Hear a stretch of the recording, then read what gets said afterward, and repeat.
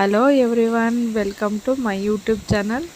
Please ಯಾರಾದರೂ first time ನೋಡೋಂಗಿದ್ರೆ subscribe ಮಾಡ್ಕೊಳ್ಳಿ, ಶೇರ್ ಮಾಡಿ, ಲೈಕ್ ಮಾಡಿ, ಹಾಗೆ ಫ್ರೆಂಡ್ಸ್ಗೆಲ್ಲ ಶೇರ್ ಮಾಡಿ.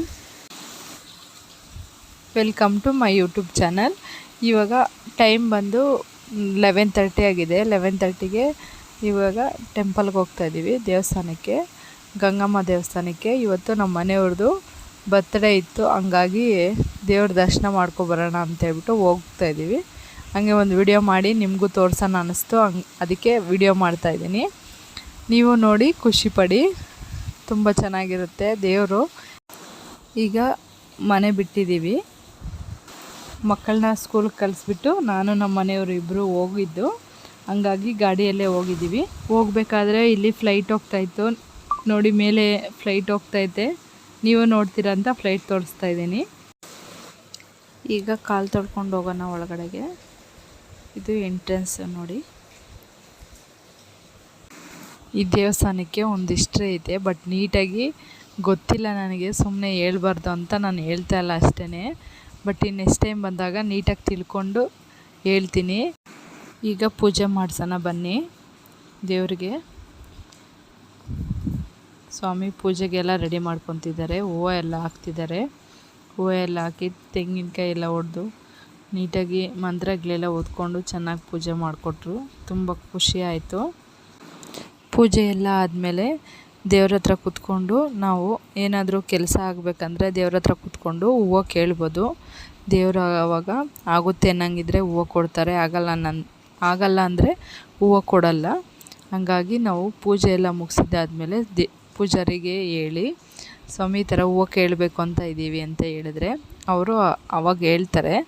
ಸರಿ ಆಯಿತು ಅಂತೇಳಿ ನೀಟಾಗಿ ಹೂವುಗಳೆಲ್ಲ ಇಟ್ಟು ದೇವರಿಗೆ ಆರತಿ ಮಾಡ್ತಾರೆ. ಆರತಿ ಮಾಡಿದ್ದಾದಮೇಲೆ ಕೂತ್ಕೊಳ್ಳಿ ಅಂತ ಹೇಳ್ತಾರೆ. ಕೂತ್ಕೊಂಡ್ಮೇಲೆ ನಾವು ಕೇಳ್ಕೊಬೋದು. ಕೇಳ್ಕೊಂಡಾಗ ದೇವರು ಆಗಂಗಿದ್ರೆ ಹೂವು ಕೊಡ್ತಾರೆ, ಆಗಲ್ಲ ಅಂದರೆ ಹೂವು ಕೊಡಲ್ಲ.